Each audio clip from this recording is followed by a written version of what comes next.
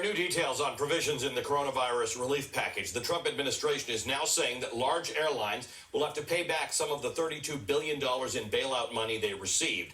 Now, that could be a big problem if that money, which was supposed to stop massive job losses as a grant, turns into loans. Airlines might decide to refuse those loans and to lay off workers instead.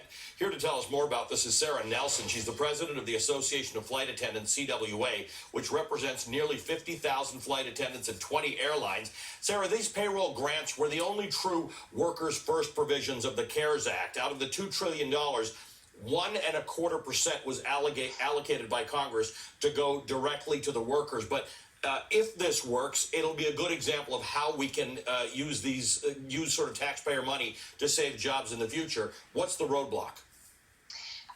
Ali, we have to look at how this happened. So this is a mold for the rest of the industries across America to put this into paychecks and save jobs. And let me just take you back.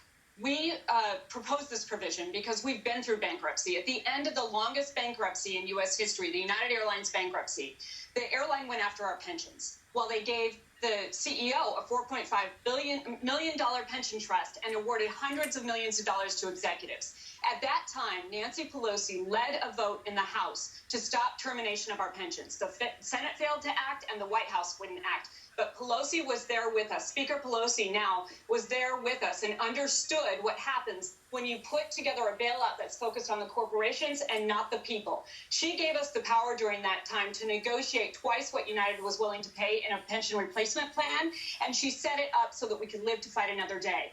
When we are facing this crisis and we were putting together this package, it was Speaker Pelosi and it was Chairman DeFazio in the House who had the imagination to believe that we could put together a workers' first package. And so they led with this aviation provision that keeps the payroll going. That's a real people's bailout and keeps jobs going. And then they joined arms with Senator Schumer and they got this into the bill. But the Republicans came in and gave the secretary the ability to put financial instruments on those grants, which makes them not grants. This is not the spirit of the bill. And let me just say, Ali, that there is Senator Hawley and the Progressive Caucus in the House who are now saying that this should be the template for everyone.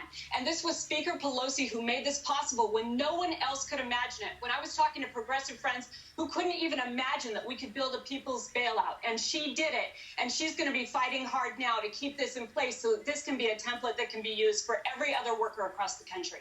Because it matters what we do now.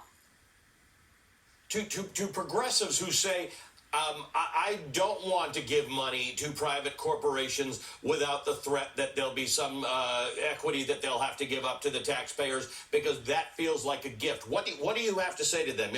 Because what some people are missing is that these grants go straight to payrolls. So it's taxpayer money that goes straight to keeping people paid. It's not money that the company can use for other purposes. These grants are specific to go to payroll and people's jobs. And I will tell you that if the airlines have to pay this back, what the investment bankers in Mnuchin's office are trying to set up is the idea that we should be lucky to have a job. Because in October, what they're going to do is use that against the workers. They're going to take it out of our hide. They took $7 billion yesterday. That's what Mnuchin is saying here. He's taking $7 billion out of the $2 trillion package and taking that away from the workers and lessening what is designated for us. This is going to destroy the workers' first package, and it's going to make people on the front lines hurt in the fall. Sarah, thank you for continuing to bring us to this to our attention, because if this package were to work the right way, it can be a model for how America deals with those workers on the front lines who could be losing their jobs. Sarah Nelson is the president of the Association of Flight Attendants, CWA.